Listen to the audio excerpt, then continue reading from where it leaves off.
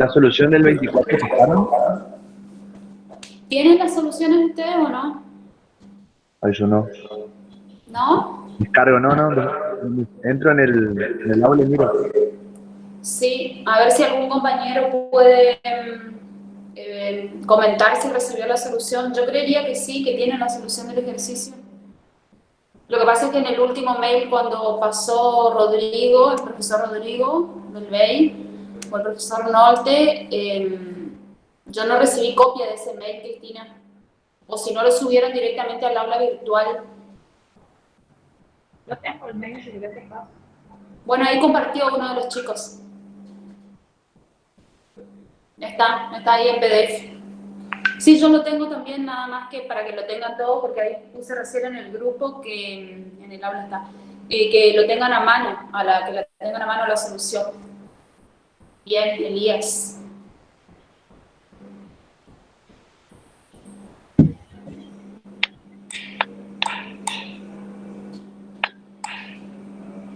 Vamos a esperar unos minutos, Cristina. Dale. No muchos, porque la verdad es que es bastante, a mí me falta bastante largo el desarrollo del 25, 24, ¿cuál es el que estoy dando? ¿El número? 24.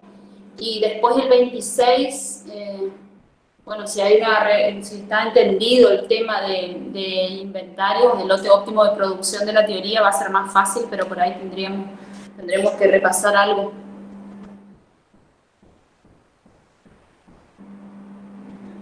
No tengo una papa, profe. Eso también se dio en... Sí, es fácil de comprender. Y terminaron las 6, ¿no? En teoría. Sí, hace rato. En la clase de teoría. ¿Y dieron lote óptimo de producción? Yo no recuerdo. Porque ahí cambia la formulación del lote óptimo, por eso tiene Pero una está explicación diferente. lo vi en las notas, pero no me acuerdo.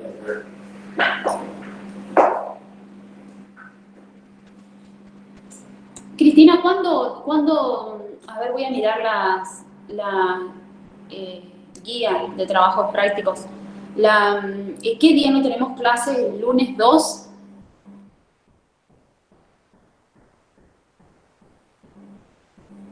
Dame 2 segundos. Sí, ¿sabes qué estuve pensando? Que podríamos dar como una clase que no sea la de repaso, que sea previa a la de repaso, donde veamos solamente planteos de restricciones. Podríamos coordinar entre las dos y veríamos de cuál de las dos puede. Yo en principio podría, por ejemplo, este viernes, o podría... Por eso quiero ver cuándo no tenemos clases. Me parece que de esa manera... ¿Cómo? Dame 2 segundos. Ah, sí.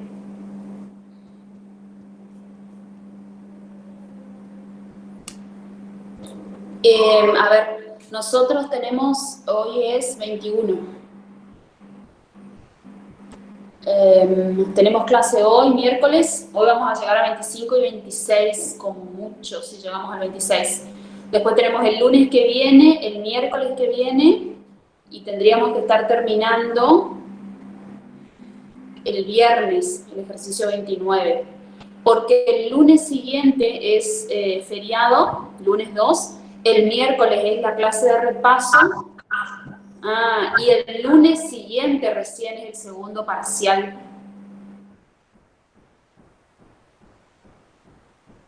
O sea que podríamos hacer o el martes, antes de la clase de repaso, porque ahí les quedaría toda una semana todavía para repasar, o después del miércoles, porque el miércoles vamos a ver todos los temas en general. Yo pensaba un poco en el tema de solamente planteo de restricciones, tener los ejercicios y plantear, porque es una buena práctica eso, de ver las expresiones y cómo se plantean. Teniendo practicado eso, después el examen les va a resultar más fácil porque tienen que graficar correctamente. Sí, yo no tengo problema. No sé si ves capaz de resolver un poco que sea más cerca de la clase de verdad. Sí, sí, está bien, sí, me parece, me parece. Bueno, entonces vamos a ir coordinando, para no tomar más tiempo de esta clase, vamos a ir coordinando en el grupo de WhatsApp, cuándo les parece que podríamos dar esa clase solo de planteo de restricciones, ¿sí? Lo importante va a ser que quienes se sumen a esa clase, nosotros vamos a definir y sumarán o estarán aquellos que les interese practicar esto, va a ser solamente a partir de diferentes planteos, vamos a buscar diferentes ejercicios y vamos a practicar cómo plantear las restricciones. ¿Sí? No vamos a desarrollar todos los ejercicios, es simplemente para que ante cualquier planteo tengan herramientas para poder resolverlos. ¿Sí? Así que vamos a ir viendo las clases, también a veces tiene que ver o incide la fecha que los chicos tienen otros exámenes, no sé si tienen auditoría, matemática, no, matemática no, auditoría debiera ser, o impuestos, auditoría o impuestos, pero ahí tienen los exámenes y entonces se va complicando. Bueno. Sí, pero la verdad es que sí, me están diciendo que hace acople el micrófono, pero la verdad es que no sé cómo hacer no sé cómo hacer para poder tener un mejor audio. Si se complica mucho, lo que voy a hacer es me voy a cambiar al otro dispositivo, a la notebook, y seguramente no va a haber problemas de audio, pero no voy a poder explicarles tipo pizarra. Me dicen ustedes lo que prefieren, yo no tengo problema de ninguna de las dos maneras. Por ahí sí me gustaría llegar a que sea hasta el gráfico, y porque este gráfico tiene una situación especial. No entiendo qué tendrá que ver el micrófono con los auriculares, pero hago lo que me digan, porque en este punto, bien. Bueno, entonces voy a empezar a compartir pantalla. Todavía no conecté los auriculares con el Bluetooth de este dispositivo. Empiezo a compartir pantalla, conecto los auriculares al Bluetooth y empiezo a desarrollar el ejercicio, ¿sí? Me avisas, Cristina, cualquier cosa. Dale.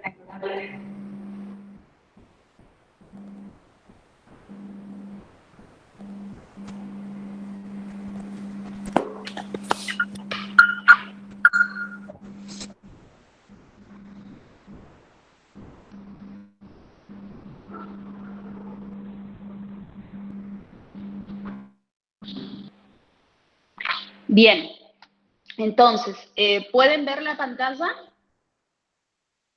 ¿Donde está planteado el ejercicio 24? Sí, profe, se ve. Sí, podemos. Buenísimo.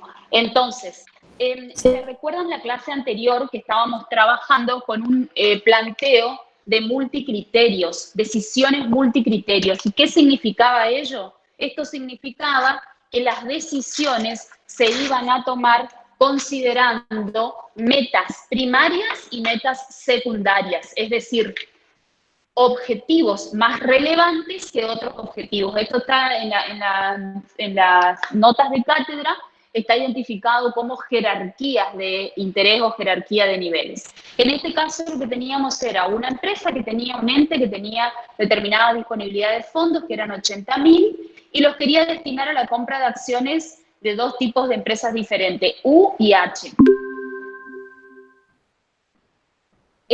A partir de esta definición de meta primaria o de disponibilidad de fondos, esta disponibilidad de fondos como restricción 1 había establecido además una meta primaria en la cual se determinaba que el riesgo máximo que quería asumir este inversionista era de 700 puntos básicos respecto del nivel de riesgo por la compra de cada una de las acciones que aportaban en el caso de U 0,50 y en el caso de H 0,25.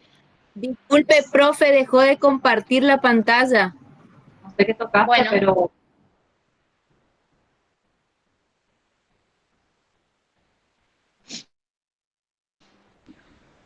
¿Ahora? Genial. Sí, genial el tema que a mí se me fue el ejercicio. Bueno, acá está. ¿Lo ven ahí? ¿Están viendo los planteos del ejercicio 24? Sí, se ve. Entonces, la meta secundaria tenía que ver con el nivel de resultados o de beneficios que quería obtener el inversionista. Bien, este planteo, este tipo de planteos o ejercicios de decisiones multicriterios tiene desarrollo similar al planteo de los ejercicios que veníamos haciendo. Es similar, no hay diferencias en esta primera parte. Es decir, que hay que plantear las metas y las restricciones que existen, todas como si fueran inecuaciones de restricciones. Entonces, el segundo paso que realizábamos siempre que teníamos inecuaciones o restricciones que aplicar, lo que hacíamos era determinar o establecer su forma gráfica, su determinación gráfica. Para la determinación gráfica, lo que hacíamos era determinar para la restricción 1, que es la restricción de fondos, que está planteada como 25 de costo de U más 50 de costo de H, menor o igual a 80.000, lo que hacíamos era identificar o determinar el valor de H si es 0. Entonces, si U es igual a 0, entonces H es igual a 80.000 dividido 50. De manera que esto nos da un total de 1.600. También para determinar el otro punto en la gráfica, si H es igual a 0, entonces U es igual a 80.000 dividido 25. ¿Sí? Por la especie de fórmula, esto nos da un valor de 3.200. De esta manera teníamos identificada en la restricción 1 los valores que tomaban H y la variable de acciones U para cada uno de estos puntos o de estos supuestos. Luego, hacíamos lo propio con la meta primaria. La meta primaria estaba dada por 0,50 de U más 0,25 de H menor o igual a 700. Entonces, si determinamos que si U era igual a 0, entonces H era igual a 700 dividido 0,25. Esto nos da un valor de 2.800. Si en esta misma meta decimos que H es igual a 0, entonces U es igual a 700 dividido 0,50. De manera que esto nos da un total de 1.400. Nuevamente tenemos acá identificados los valores que toma para la meta primaria y los valores que se toman para cada una de las variables, para U y para H. Hacemos lo propio con la meta secundaria.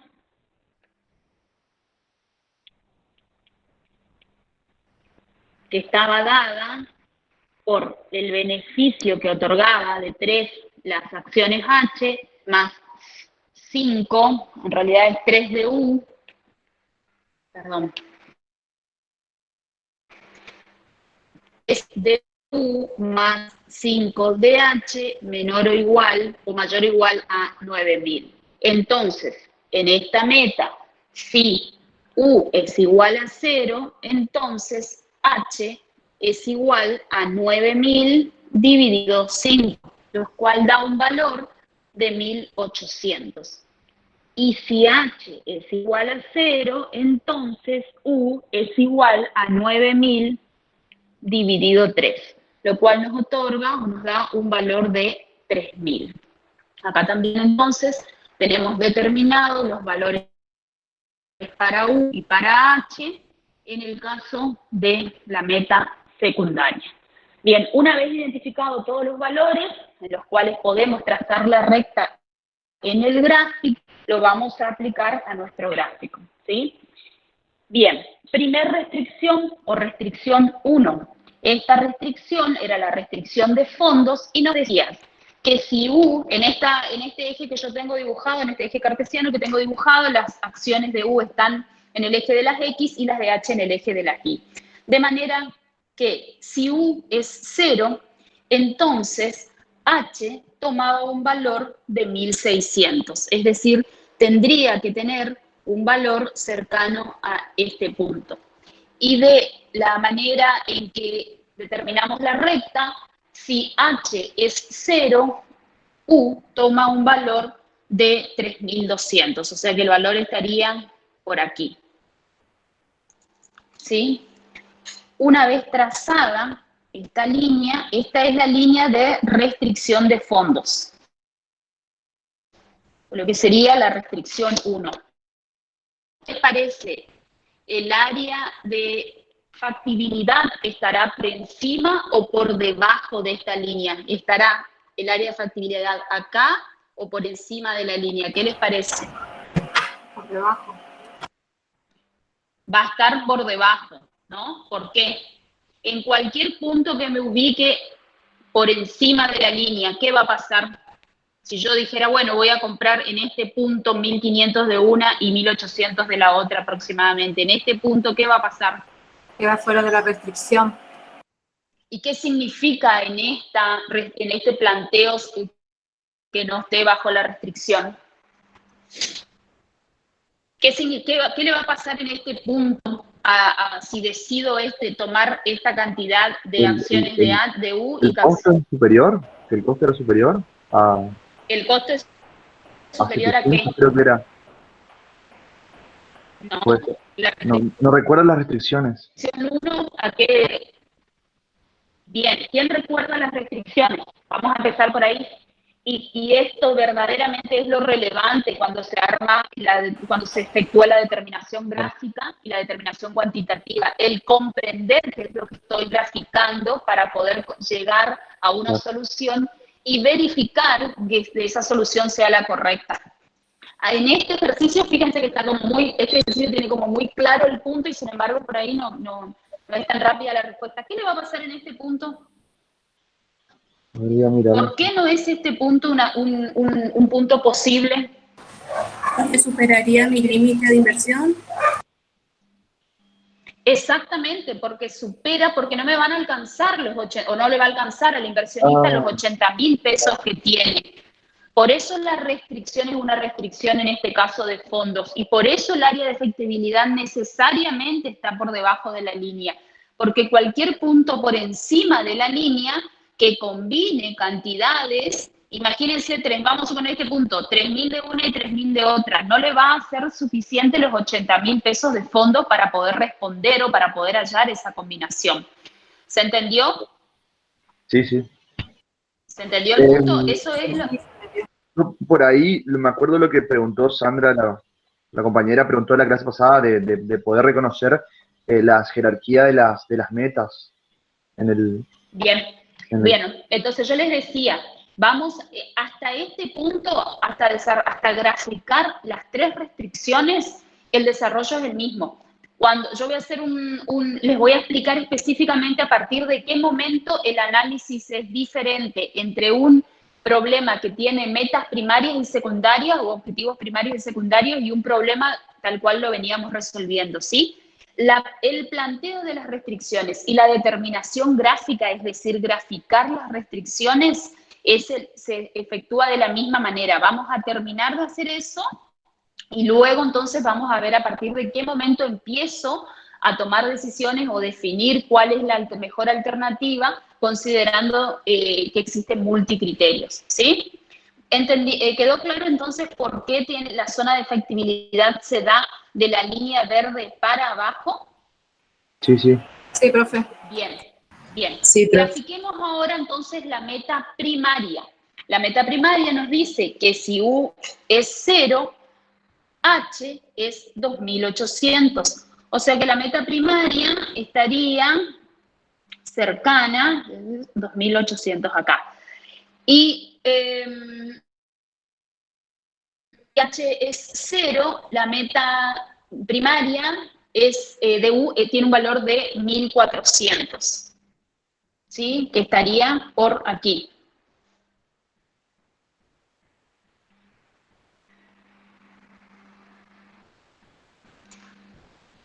Bien, grafico entonces la meta primaria. Bien, dada esta meta primaria, ¿cuál sería la zona de factibilidad? Para esta meta, esta zona de factibilidad estará por encima o por debajo de la línea roja. ¿Qué les parece? Por debajo. ¿Por qué? ¿Por qué por debajo?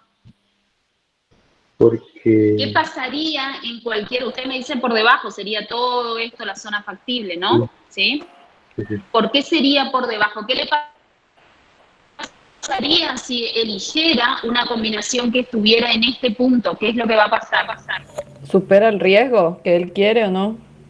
Los 700 del riesgo. Va a superar, exactamente, Sí, va exacto. a superar el nivel de riesgo. Es decir, ¿es una combinación posible? Sí, seguramente. De hecho, miremosla, por ejemplo, en este punto. ¿Sí? Acá. Voy a borrar el otro rojo. Los fondos alcanzan para hacer una inversión en este punto de acciones con esta cantidad, 1.500, 500, 500 y 500. Sí, sí alcanza. Los fondos estarían Pero disponibles. superable.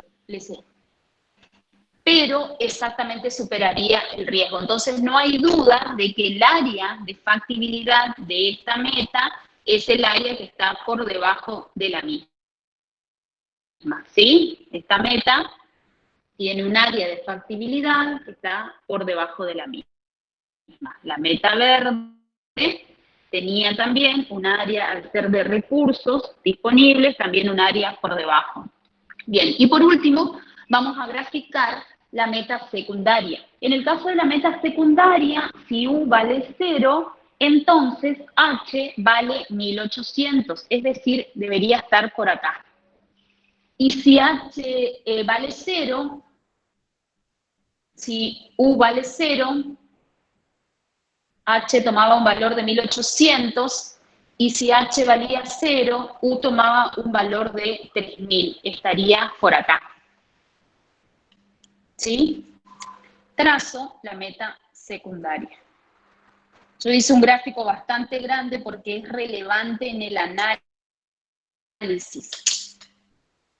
Esta es la meta secundaria. ¿Sí? Bien, para esta meta, el valor de las combinaciones posibles de acciones de U y de H, ¿estará por encima o por debajo? ¿Qué les parece?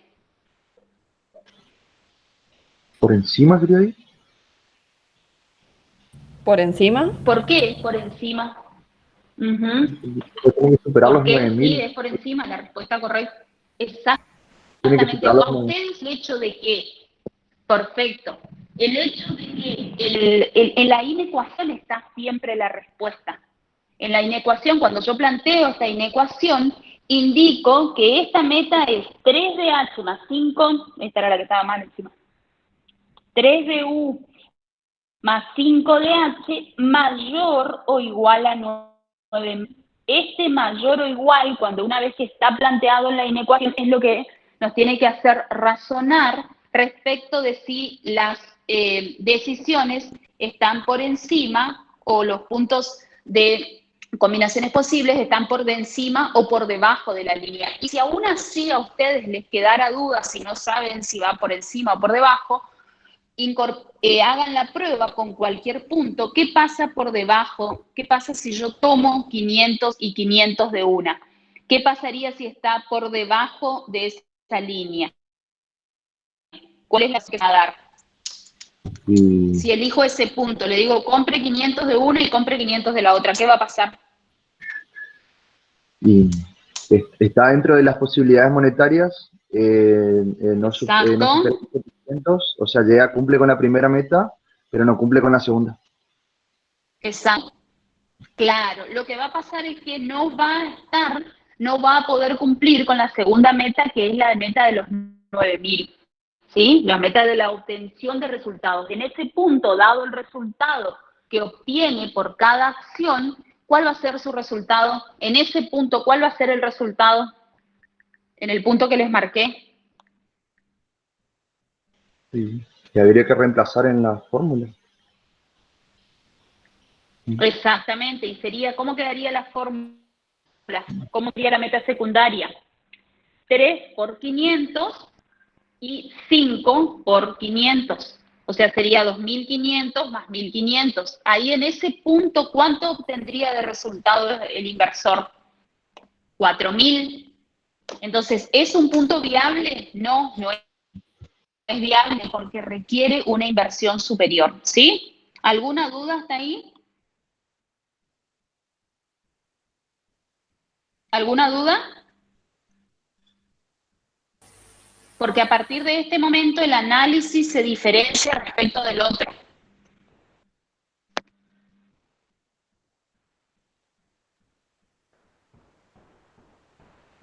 Aparentemente no hay. ¿Me escuchan? Sí, se te escucha. ¿Cómo? Sí, se te escucha. Ah, bien, pensé que no me estaban En el escuchando. chat no hay nada. Bien, entonces, ¿sí? ¿Hay alguna duda? No, si no hay duda, sigo. No, profe. Bien, perfecto. Entonces, a partir de la gráfica de las restricciones que existan, que en este caso es una sola, y de las metas que existan, que en este caso son dos, pero puede haber más de dos metas, puede haber una primaria, una secundaria y una tercera meta. Una vez determinado gráficamente, la zona de factibilidad va a estar dada principalmente por las restricciones que existan, más la zona que nos permita la meta primaria solamente. ¿Por qué? Porque esa determinación gráfica de solo buscar puntos posibles bajo la meta primaria es lo que nos va a permitir después recién analizar la meta secundaria. Y acá quisiera que presten atención. Si yo les digo que solamente el área va a estar por lo permitido entre la restricción de fondos, la línea verde, y lo que permite la meta primaria, la línea roja, quiere decir que el área de factibilidad va a ser el área que les estoy marcando. ¿Sí? Esta área es la que permite cumplir con la meta primaria y la meta secundaria, perdón, la meta primaria y la restricción de fondos. Solamente esta área. ¿Sí? ¿Y por cuál es la importancia o en qué se diferencia de la otra forma de establecer, que es la que veníamos trabajando, cuando no existen priorización, sino que son todos restricciones, que si nosotros lo analizáramos de la otra manera, considerando incluso la meta secundaria, habría un área en el que podría ser factible o que podría haber soluciones factibles que quedaría por fuera. Es decir, en este caso está la restricción está la línea verde que inhabilita para cualquier otra posibilidad, porque establece un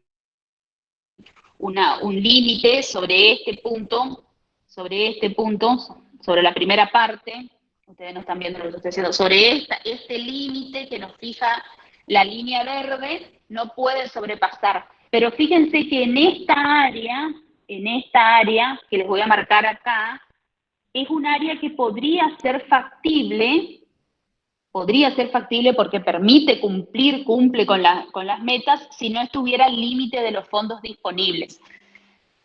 Este análisis no lo vamos a hacer porque en realidad no corresponde, en este caso no hay fondos disponibles, ¿sí? Pero si los hubiera, es decir, si la línea verde estuviera por encima de esto, esa zona quedaría abarcada en el análisis. Sin embargo, eso lo hubiésemos hecho con los planteos anteriores. Sin embargo, en este tipo de cuestiones de multicriterio, lo relevante es que el área de factibilidad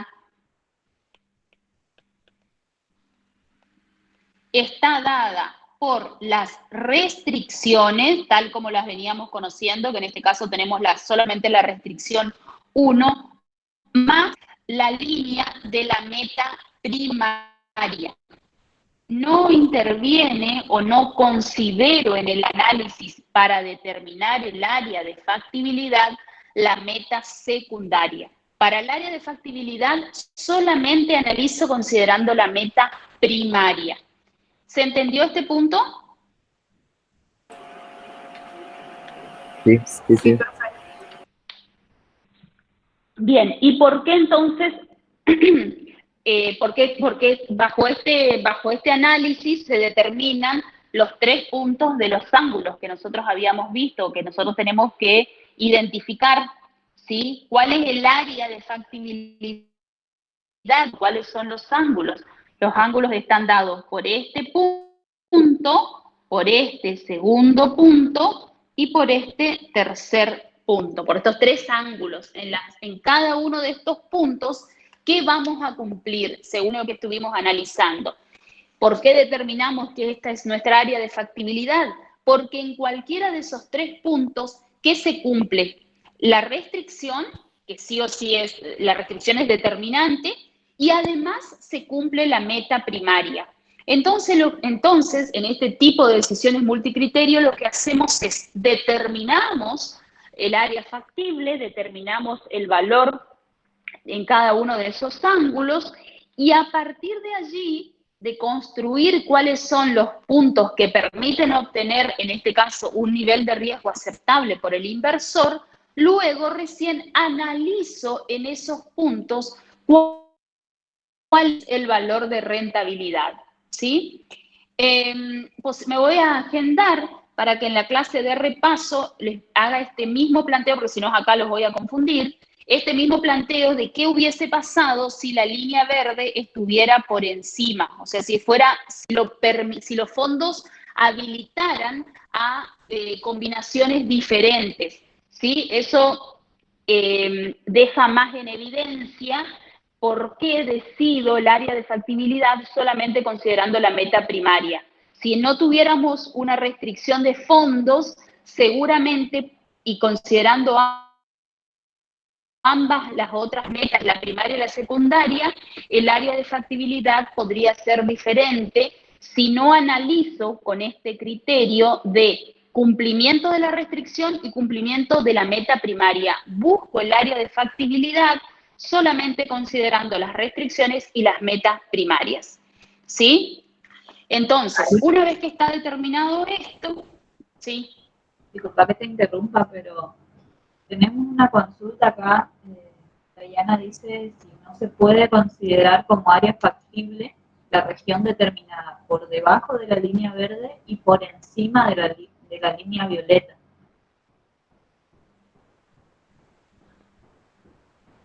Bien, por debajo de la línea, bien, buena pregunta. A ver, lo que consulta Diana es si el área factible sería esta. ¿Sí? Por debajo de la línea verde y por encima de la meta. ¿Sí? ¿Esa es la pregunta? Sí, Bien, perfecto. Analicemos lo que plantea la compañera. ¿Puede ser esto un área factible? ¿Qué pasaría en esta área? Efectivamente, no va a haber restricción de fondos, es decir, los fondos van a ser suficientes. ¿Por qué? Porque están por debajo de la línea verde, que es la restricción primaria.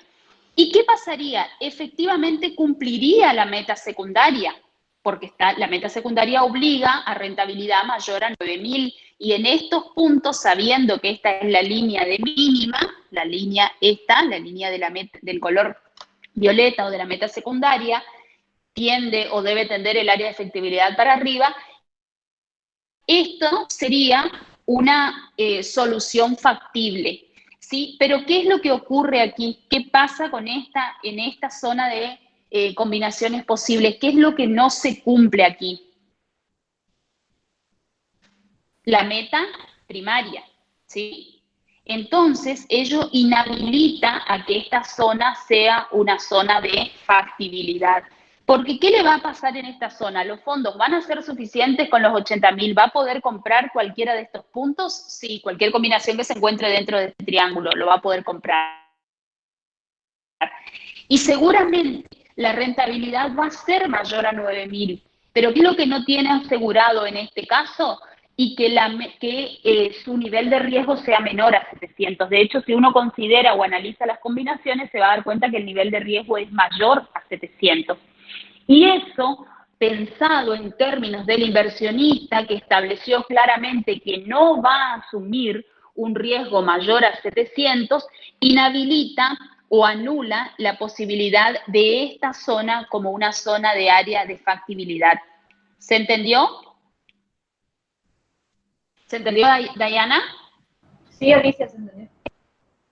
Buenísimo. Bien, entonces, una vez así determinado, área de factibilidad por restricciones más la meta primaria, lo que tengo que hacer es darle valor a cada uno de los puntos o cada uno de los ángulos.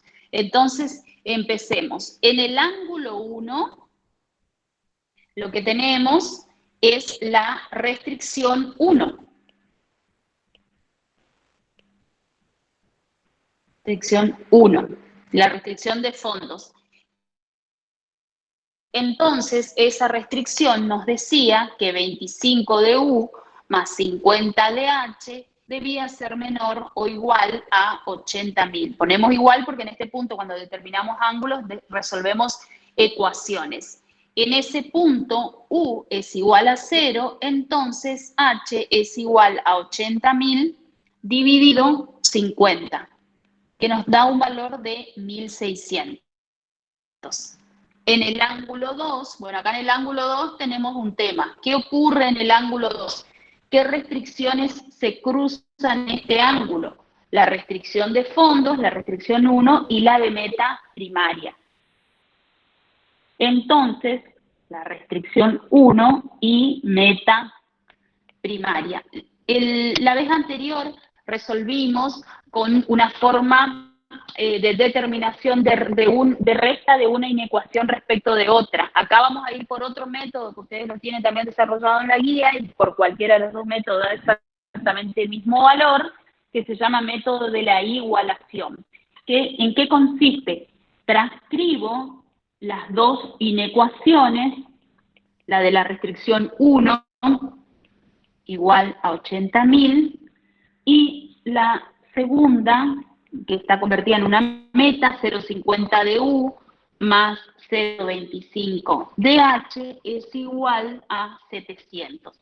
Y como se llama método de igualación, lo que hago es determinar o establecer una de las dos variables, despejándola, de manera que me queden ambas igualadas en la variable H.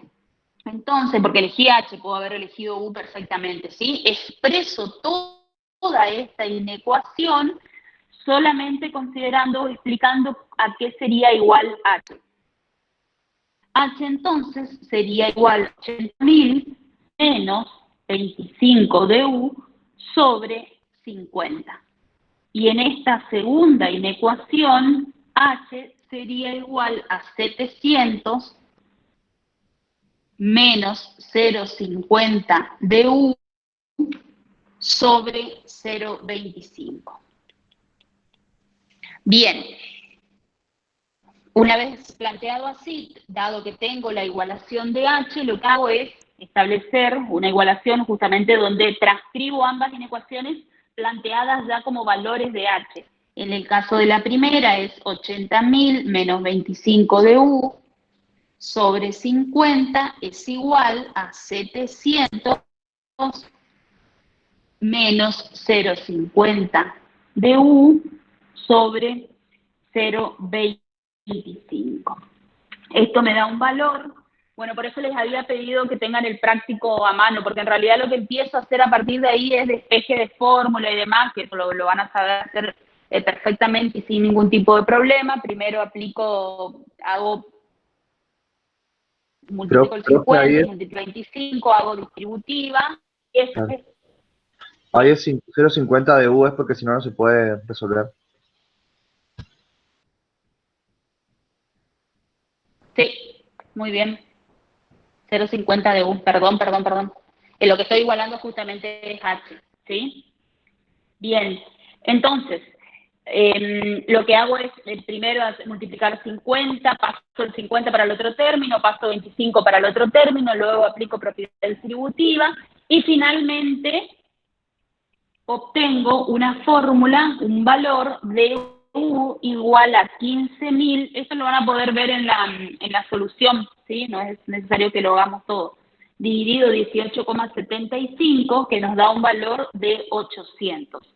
Entonces, si U tiene un valor de 800, H en un valor de 1200. ¿De dónde surge este 1200? De reemplazar U en cualquiera. ¿Se acuerdan que yo les dije que en cualquiera de las restricciones? ¿Se acuerdan que les había dicho que reemplazo en cualquiera de ellas y voy a obtener el valor de la otra variable que estoy considerando, ¿sí? Entonces, si tomara la primera, supongamos que tomara acá, me quedaría que 80.000 menos 25 por 800 dividido 50 da 1200. Lo hago, 80.000 menos 25 por 800 dividido 50 me daría el valor de H de 1200, ¿sí? Entonces, en ese ángulo U es 800 y H es 1200. Es lo que estoy indicando que sería una combinación factible. Y en el punto 3, el último punto, o en el ángulo 3,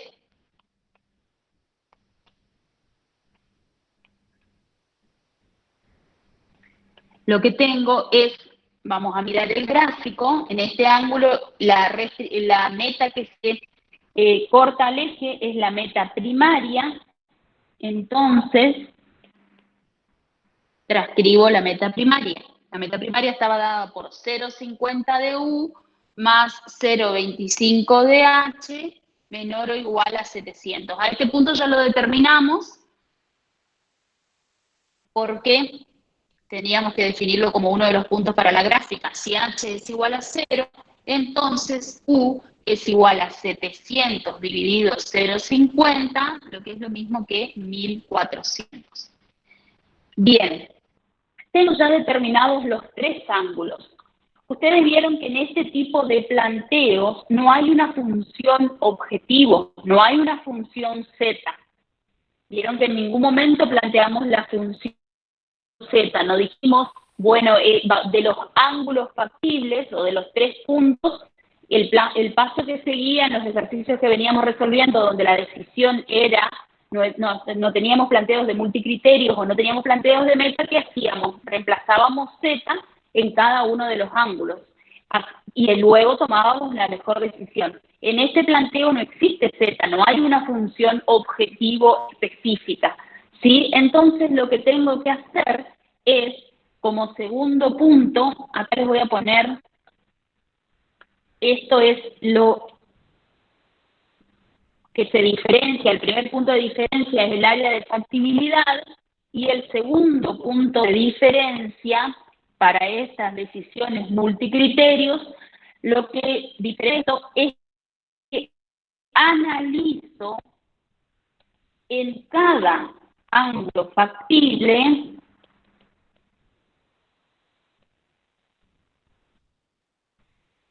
el valor que asume la meta primaria y secundaria. Vamos a hacer unas preguntas que les va a permitir entender cómo tienen la solución ustedes en la solución de la guía que está publicada. Fíjense que lo que hace en el ejercicio es determina el valor del riesgo que va asumiendo en cada una de las metas. ¿Qué les parece a ustedes? Fíjense que en el primer caso que dice 400 menor a 700. ¿Están siguiendo con la solución del práctico? Sí. Hola, hola. ¿Hay alumnos de gestión de empresa año 2020 en esta clase? Sí, se está Sí, profe, se la escucha.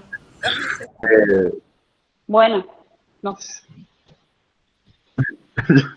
Yo voy a abrir la solución recién, profe. Bueno, mire la solución.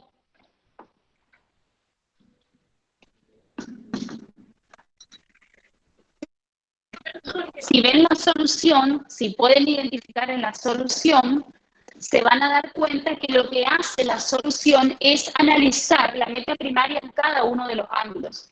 Y sin mirar esa solución, yo les pregunto a ustedes, si veo el punto de la meta primaria en cada uno de estos ángulos, ¿voy a obtener un valor mayor a 700 o menor a 700? ¿Qué les parece?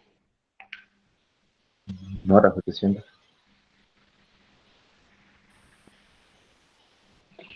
Si estoy, La fíjense, zona de si factibilidad. ustedes miran la solución, claro, la zona de factibilidad, como yo elegí estos tres ángulos, elegí el ángulo 1, el ángulo 2 y el ángulo 3 como zona factible, considerando lo que dijimos acá, la restricción 1 y la meta primaria, es obvio que cualquiera de estos tres puntos me va a dar un riesgo menor a 700. ¿Por qué? Porque yo determino un área de factibilidad y en consecuencia se desprende ellos ángulos considerando dos restricciones. Siempre el área de factibilidad garantiza que se cumplan las restricciones que estoy considerando. ¿Me siguieron en el razonamiento? Vieron que acá en la solución del ejercicio dice punto 1 se cumple la meta, punto 2 se cumple la meta, punto 3 se cumple la meta. Y es como obvio que se va a cumplir porque elijo esos ángulos que devienen del área de factibilidad a cual le puse como condición que cumpliera la restricción de fondos y la meta primaria. ¿Me siguieron en el razonamiento? Sí, sí. Bien, entonces, ¿es necesario que valide si en cada punto se cumple la restricción de fondos? No, no es necesario. Seguramente va a ser menor a 80.000 la combinación multiplicada por su costo. ¿Por qué? Porque está el área de factibilidad, lo determino considerando ese límite. Y seguramente en cualquiera de estos tres puntos se va a cumplir la meta primaria. ¿Por qué? Porque determiné un área considerando esa meta. Entonces, el análisis se tiene que concentrar no en el cumplimiento de la meta primaria, eso está garantizado a través del área de factibilidad. El análisis se debe concentrar en la meta secundaria. Y aquí también es diferente respecto, justamente este punto es el segundo punto de diferencia respecto de los ejercicios anteriores. Al no existir una función z, lo que digo es, bueno, analizo los tres puntos de la meta primaria en cuanto corresponden o en cuanto cumplen a la meta secundaria. Sin hacer el análisis, ¿a ustedes les parece que alguno de estos puntos tengo garantizado que todos van a cumplir la meta secundaria? Esa sería la pregunta. ¿Les parece que en estos tres ángulos tengo garantizado que voy a cumplir la meta secundaria? No. No. No, Porque va ¿por qué arriba. no? Porque son todos los valores que están por encima de la meta secundaria. Claro, ninguno cumple el área de factibilidad de la meta secundaria. Porque Claro, está por encima del área yo factible, cuando digamos. elijo, Está por encima del área factible. claro, ¿y quién eligió el área factible? ¿Quién eligió el área factible? Nosotros elegimos, ¿no? Y cuando elegimos el área factible, ¿pensamos en la meta secundaria? No, las restricciones y la meta primaria.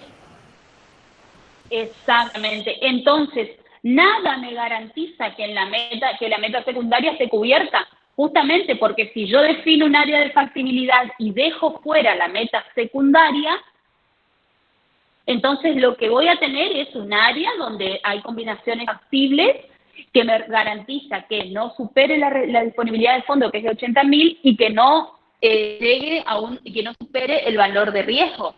Pero nada garantiza, podría darse que se cumple o no la condición de la meta secundaria. Entonces, este es el punto en el que tenemos que focalizar. En las decisiones multicriterios no tenemos una función objetivo, o podremos decir que la función objetivo, que la meta primaria es la principal, pero no hay una aplicación de la función z a cada uno de los ángulos. Lo que hay son ángulos que devienen de un análisis de una zona de factibilidad donde me olvido de la meta secundaria y concentro en cumplir la meta. Por eso el área está determinado de esa manera. ¿Está? Ahora bien, una vez que determiné esto en función de la meta primaria, lo que hago es, hay una cuestión más que se evidencia a través fíjense que se evidencia claramente en el gráfico. De hecho, antes de hacer todo el despliegue, ya me puedo dar cuenta que en esta área de factibilidad directamente no está contenida la meta secundaria en términos de, porque lo he decidido, en términos de valores, o sea, ninguno de estos puntos va a cumplir con la meta secundaria, ya lo puedo ver en forma gráfica, ¿sí? ¿Se entiende? Lo puedo ver pero ahí directamente veo, desde el gráfico, pero ahí en el gráfico, o sea, analíticamente se puede mostrar, pero en el gráfico veo que el punto 12 es el más cercano a la meta secundaria. también, a ver si lo vemos en la solución. Sí, en la solución también, en la solución que ustedes tienen ya, van a ver que la aplicación de la meta secundaria en el punto 2 otorga ¿qué? ¿Un resultado de cuánto? No, 8.400 creo. De 8.400, y es la que más se acerca al valor o a lo estipulado por la meta secundaria, ¿sí? Que es 9.000. Entonces, una vez que analizo en cada ángulo factible el valor que asume la meta primaria y el valor que asume la meta secundaria. Eso todo el desarrollo lo tienen en el ejercicio planteado, en la solución. Fíjense, en el punto 1, la meta primaria, ¿qué valor tiene? 400, ¿no es cierto? Es el riesgo. Y la meta secundaria, en el punto 1, ¿qué valor 8.000. asume? 8.000. ¿La secundaria? 8.000 pesos, 8.000 porque ese es el objetivo de rentabilidad, ¿sí? O el objetivo de rentabilidad o de beneficio. En el punto 2, la meta primaria asume un valor de 700, o sea, está en el límite de riesgo que está dispuesto a soportar el inversor. Y la meta secundaria asume un valor de 8.400, un valor de rentabilidad.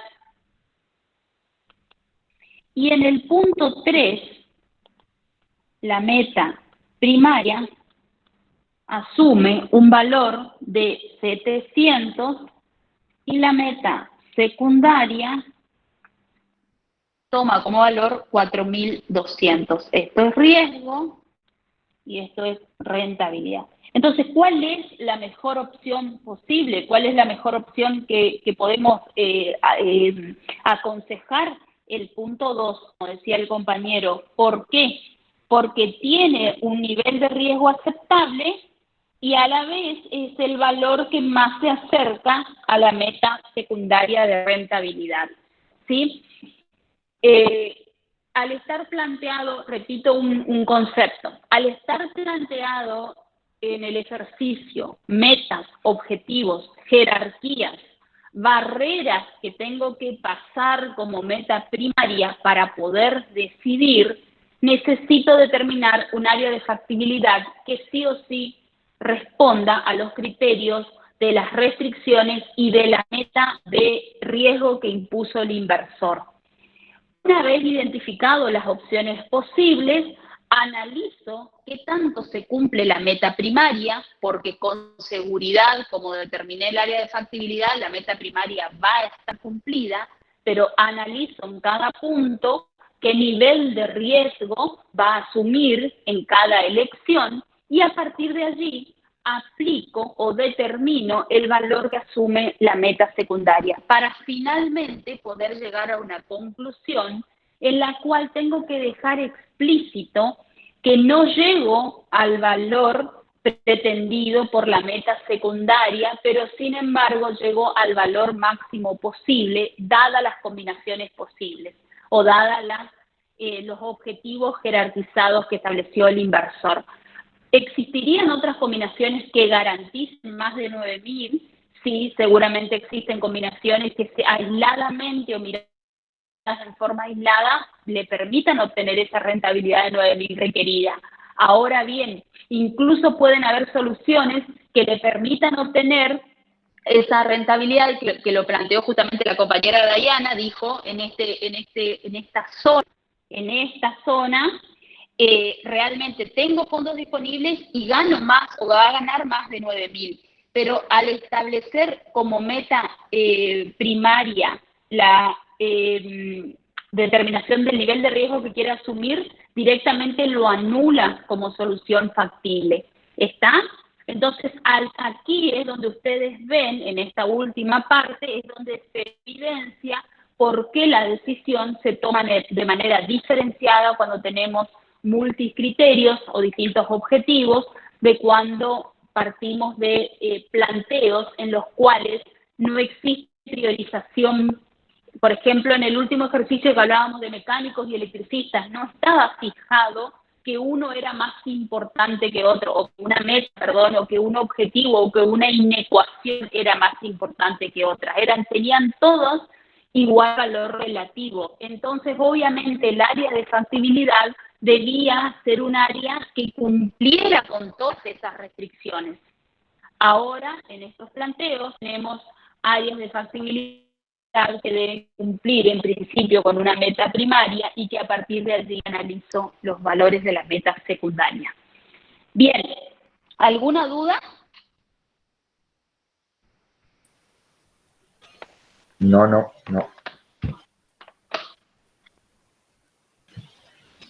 Creo que no.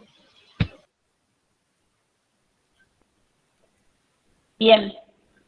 Entonces, si no hay duda, Cristina, ¿querés avanzar con el próximo ejercicio? La verdad que nuevamente me fui un poco de tiempo, pero es importante resaltar las diferencias entre uno y otro para no conducir. Profe, en el caso que haya 3 metas, como dijo usted, veo que usted dijo que a veces hay 3 metas. En ese caso siempre se sigue cumpliendo con la primera meta, y después, ¿cómo decidiríamos con respecto a las otras 2? No sé si me explico. Sí, perfecto, muy bueno la pregunta. Supongamos que hay una meta primaria, el primer objetivo que fija el inversor, acá tenemos un objetivo de rentabilidad, por ejemplo, y podría además el inversor establecernos un índice de volatilidad, por ejemplo, algo que tenga que ver con las acciones de una o de otra, o la variación en el último tiempo de las acciones y demás. Entonces, eso sería una segunda meta. ¿Qué tengo que hacer en ese caso? Determinar el área de factibilidad por meta primaria y restricciones de fondos en ese caso. Segundo, analizar el valor que toma cada uno de los ángulos o de los puntos donde consideré la meta primaria para la meta secundaria, y la meta secundaria número 1 y para la meta secundaria número 2. O una meta terciaria, ¿se entiende? Este análisis que hice, donde determino en cada punto el valor que asume la meta secundaria, lo tendría que hacer de la misma manera, el valor que asume en la meta terciaria, ¿sí? O en la tercera meta o en la meta secundaria agregada, ¿se entiende? Claro, pero con el tema de con el tema de la decisión, digo yo, por ejemplo, en el caso de que la meta secundaria cumpla y la tercera no, Mateo. Ajá, nuevamente. Sí, bien, buena pregunta. Vamos a suponer que teníamos una tercera meta, ¿sí? Y que en el punto 2, ya vimos que cumplía la meta primaria, no cumple la meta secundaria, y vamos a suponer que cumple la meta terciaria. ¿Qué es lo que tengo que analizar en ese caso con respecto a los otros 2? Si el inversor no me fijó un orden de prioridades respecto de metas secundarias y meta terciaria, es decir, no indica que una de ellas es más relevante que la otra, la decisión puede ser indistinta en un ángulo o en otro. Mientras que, lógicamente, va a cumplir la primaria porque el ángulo va a salir de una alternativa de cumplimiento de la primaria, y va a cumplir o va a acercarse a la meta secundaria en un valor y a la terciaria en otro valor, ¿sí? Entonces, ahí lo que tengo que analizar es, en la mejor de las soluciones posibles, es que en un punto determinado logre el mayor valor de la meta secundaria y el mayor valor de la meta terciaria respecto de los otros puntos. Pero si así no fuera, y al no haber una jerarquización, puedo elegir puntos en los cuales está cumplida la meta primaria, no cumplida la secundaria y cumplida la terciaria, o bien cumplida la meta primaria, cumplida la secundaria y no cumplida la terciaria. ¿Se entendió el punto que planteó la compañera? Yo sí entendí, profe. Gracias. Sí, sí, se entendió. Buenísimo. Bien, Profe, entonces vamos a ir ahora al ejercicio 25, Cristina.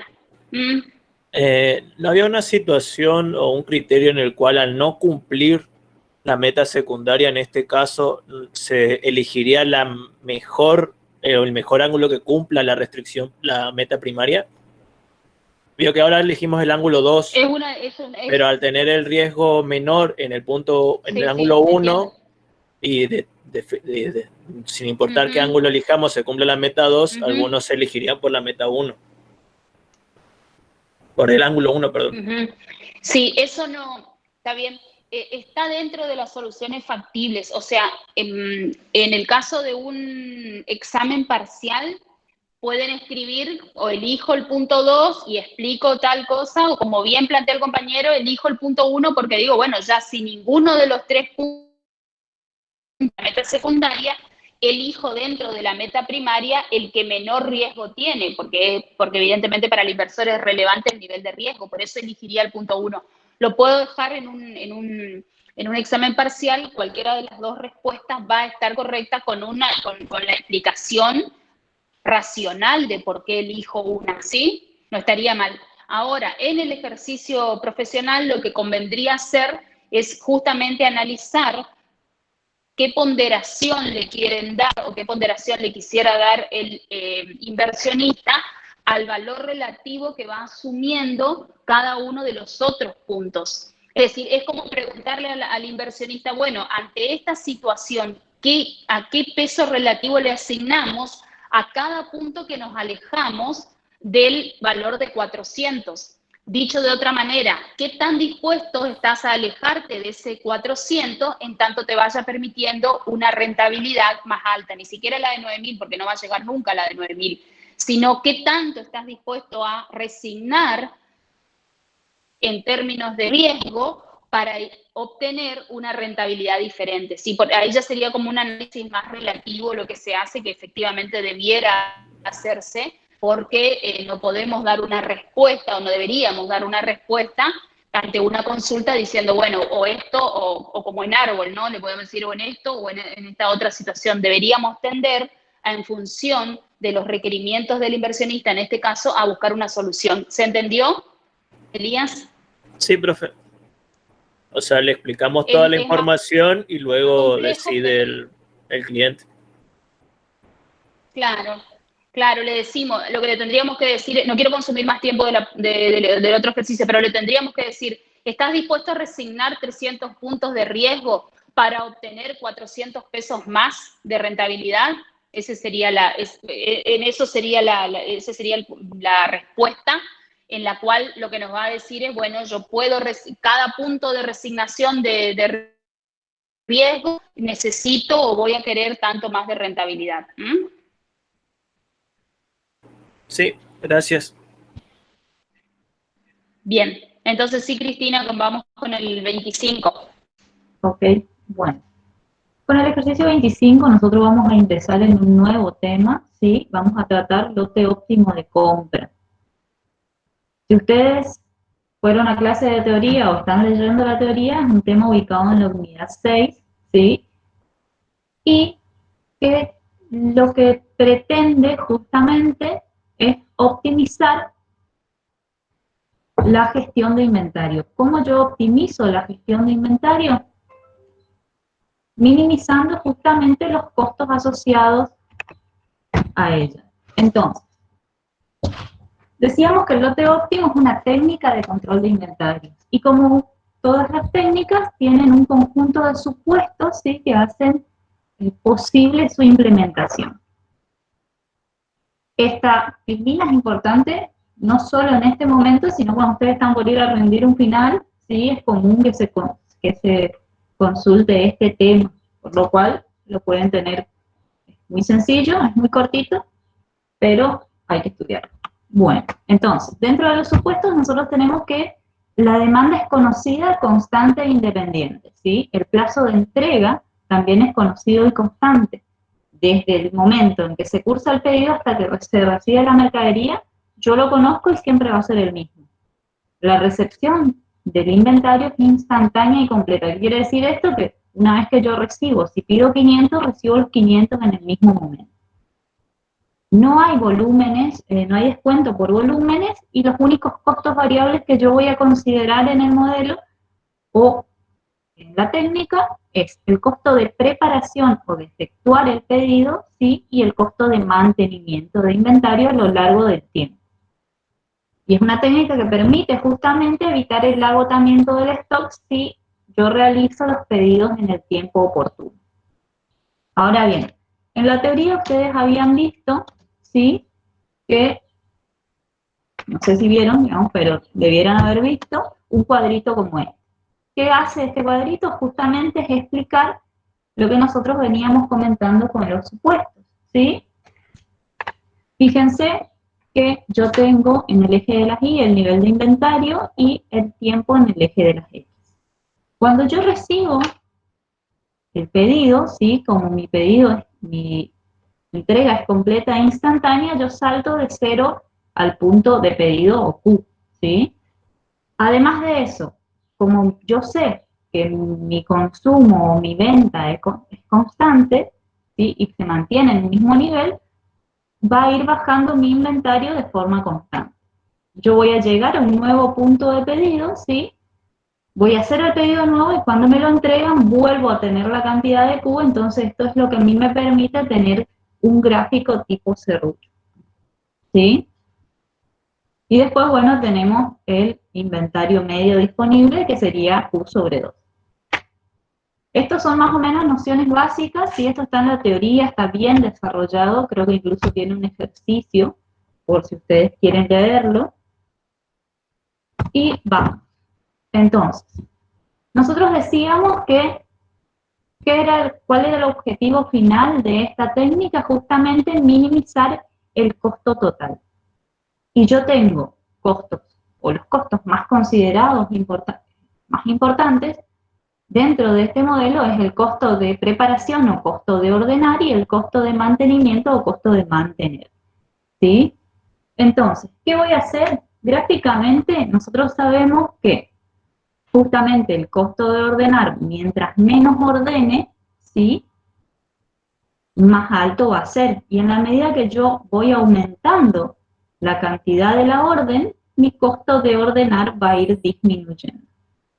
Por el contrario, el costo de mantener se comporta de manera distinta, ¿sí? En la medida que aumenta la cantidad de pedido, aumenta el costo de mantener. ¿Qué voy a buscar? Yo voy a buscar una cantidad que a mí justamente me minimice el costo total de mantener y ordenar. ¿Dónde va a estar ubicada justamente esa cantidad? Gráficamente se lo ve sencillo y podemos decir que en la intersección del costo de ordenar y el costo de mantener, yo voy a encontrar la cantidad que a mí me minimiza mi costo total de inventario. ¿Sí? ¿Me siguen hasta ahí? Genial. Bueno, nosotros vamos a tener una serie de fórmulas que vamos a trabajar en este tipo de temas que es importante saberlas o tenerlas a mano, y nosotros vamos a saber que el costo de ordenar va a ser la demanda anual en unidades físicas sobre Q por el costo unitario de preparación o costo de emisión de pedido, más conocido como costo de ordenar. Y el costo de mantener va a ser Q sobre 2 por el costo unitario, justamente por unidad, por la tasa de costo de mantenimiento. Estos últimos dos ítems, C por I, pueden venir directamente expresados, que te diga el costo de mantenimiento es tantos pesos, como puede decirte el planteo que la tasa de costo de mantenimiento es el tanto por ciento de otro concepto, ¿sí? En un caso, en el primero, si a uno nos dice que el costo de mantenimiento es 50, por ejemplo, me está dando el dato directamente de C por I, ¿sí? Ahora bien, si a mí me dice que la tasa de costo de mantenimiento es un porcentaje respecto del alquiler, por ejemplo, me está diciendo que I es un tanto por ciento de lo que yo pago de alquiler, ¿sí? Y ahí tendría que hacer alquiler por I y saco el costo de mantenimiento. El costo total anual va a estar dado justamente también por el costo de ordenar más el costo de mantener, ¿sí? Ahora bien, vamos al ejercicio propiamente dicho. Nosotros tenemos que el planteo nos dice que una empresa está tratando de determinar el lote óptimo de compra. Y para determinar el lote óptimo de compra nos da determinados datos, ¿sí? Nos dice que el costo de emisión del pedido o costo de ordenar, representado con una O o con un cerito, es igual a 30, y que el costo de mantener, fíjense que en este caso nos da C por I, es igual a 20. La demanda, S, ¿sí?, es igual a 19.200 y que trabaja 320 días al año aproximadamente. Me piden el punto, el lote óptimo de compra. ¿Cuál era el lote óptimo de compra? Como vimos anteriormente, el lote óptimo de compra es la cantidad que minimiza mi costo total. Entonces va a ser la raíz cuadrada, ¿sí?, de 2 por la demanda, por el costo de ordenar, sobre el costo de mantener. Esto nos da que la raíz cuadrada de 2 por 19.200 por 30, que es mi costo de ordenar, sobre 20, es igual a 240 unidades. Bien. Fíjense que es aplicación de fórmulas nomás, no hay mayores complicaciones. Ahora, me dice costo total mínimo del inventario. Yo sé que el costo total mínimo del inventario va a estar dado por el costo de ordenar más el costo de mantener. También sé, porque estudié la teoría, que el costo mínimo va a estar dado ¿en dónde? En donde se produce la intersección del costo de ordenar y del costo de mantener, que justamente es lo que nosotros habíamos calculado hace un ratito, que es Q sub E o cantidad de equilibrio. Entonces, ¿cómo lo resuelvo? Hago costo de mantener más costo de ordenar en el punto en el que a mí me minimizan los costos totales. Entonces hago 240 sobre 2 por el costo de mantener más 19.200, que era mi demanda, sobre Q, que es 240, por 30, que es mi costo de ordenar. Y esto a mí me da que el costo total mínimo del inventario va a ser justamente 4.800 pesos. ¿Hasta ahí me van siguiendo? Cualquier duda me consultan. Ahora bien, también nos pide el número de pedidos óptimo por año y el tiempo entre pedidos. ¿Cómo voy a saber qué cantidad de pedidos tengo que hacer al año? Voy a hacer justamente la demanda sobre la cantidad. Hago 19.200 sobre 240 y yo sé que en el año voy a hacer 80 pedidos. Hasta ahí sé que hago 80 pedidos. ¿Con qué periodicidad voy a hacer estos 80 pedidos? Si yo sé, justamente, fíjense que los días laborables eran un dato, que yo trabajo 320 días en el año, si yo hago días laborables sobre la cantidad, sobre el número de pedidos que yo voy a hacer en el año, a mí me da 4. Entonces, ¿qué significa este 4?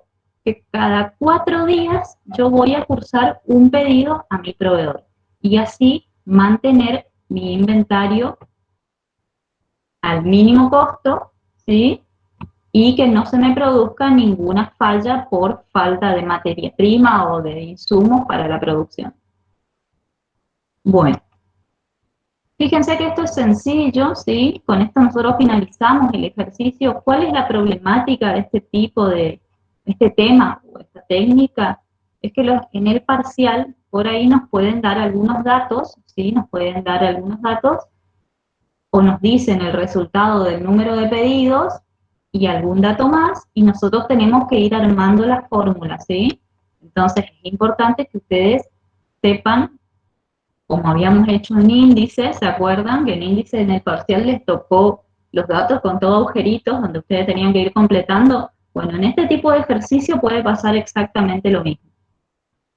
¿Se entendió hasta acá? Sí, profe. Es súper sencillo, súper Sí, cortito. profe. Lo importante es justamente saber la relación que existe con las variables. Y eso por ahí practican. Creo que hay 1 o 2 parciales que tienen este tipo de planteo. No sé. Bueno, no sé si... Ojalá entre lote óptimo, ABC y costo comprar o hacer y nos vemos en diciembre. Ojalá. A ver qué consulta tengo. No sé. Los complementarios de este tema son diferentes. La verdad que no vi todavía los complementarios, María, pero puede ser, sí, tranquilamente. Pero las nociones básicas siempre son saber cuáles son las fórmulas y qué representa cada una, y que en base a las fórmulas que yo tengo, a mí me pueden dar el resultado de una fórmula y alguna relación más, y yo tengo que ir despejando, ¿sí? Bien, Ali. Sí, sí, ese planteo que está haciendo Carlos también era, y que se lo quería aclarar en la... Bueno, respondele vos, Cristina, con los datos de este ejercicio. ¿Qué significa C por I? Bueno, C por I vos tenés. C por I es el costo de mantenimiento, ¿sí? Vos podés separar, en este caso nosotros nos da todo junto, pero como yo les comentaba anteriormente, puede venir únicamente la tasa de costo de mantenimiento relacionada a otro concepto. Entonces, si a mí me dicen, justamente, yo por ejemplo, mi tasa de costo de mantenimiento es el 0,25 de, como decía hoy, que es el costo del alquiler o algún otro concepto. Yo lo que tengo que hacer es que justamente si yo sé que la tasa de costo de mantenimiento es el 25% de un concepto distinto, aplicarle el 25% a ese concepto distinto, en este caso el alquiler, y yo sé que el costo de mantener o C por I va a ser el alquiler por el 0,25. No sé si se entiende.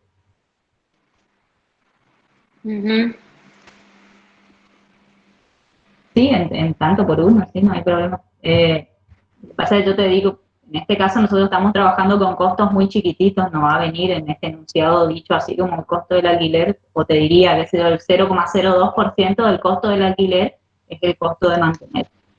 ¿Sí?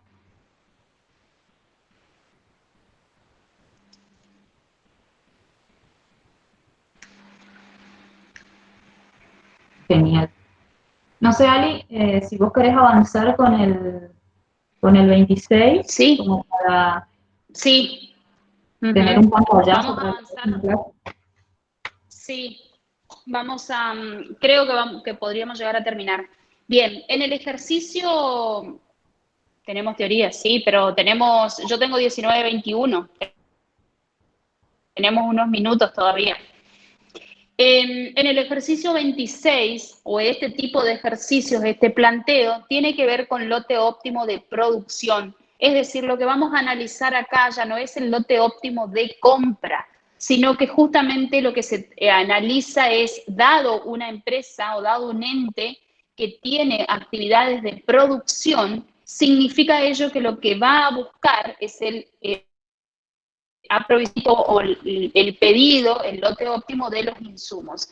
Fíjense que en este planteo dice, Metropolitana Computer llega a una producción diaria relativamente constante, logrando elaborar anualmente unas 25.000 unidades de microprocesadores, trabajando 250 días al año. Y Armatuti es un ensamblador de computadoras, es decir, quien va a requerir el insumo. Incluye en sus equipos el microprocesador. Sus ventas diarias son regulares, logrando una comercialización aproximada de 9.300 equipos en sus 310 días de trabajo. El costo unitario de cada unidad es 3.600. Se sabe que la tasa anual de financiar la inversión en stock es del 35 y la tasa promedio de concepto de costos, seguros, robos y gastos generales es del 10% anual. Estos dos porcentajes son los que en la fórmula con la que veníamos construyendo identificábamos por C por I, ¿sí? Es decir, el I como tasa es un porcentaje respecto del costo, que en este caso ese porcentaje está dado por el 35.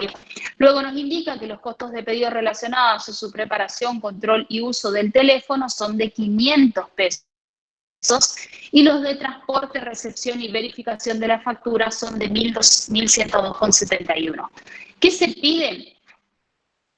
Calcule las cantidades de microprocesadores que deberá pedir Armatuti a MC, a la otra empresa, Metropolitana Computer, para minimizar los costos asociados al stock y determinar el costo total anual de ordenar. En este caso nos pide el costo total anual de ordenar, pero nosotros sabemos además, como lo explicaba recién la profe, que en el punto del lote óptimo el costo de ordenar es igual al costo de mantenimiento, ¿sí? Es el punto en el que confluyen y que se hace mínimo.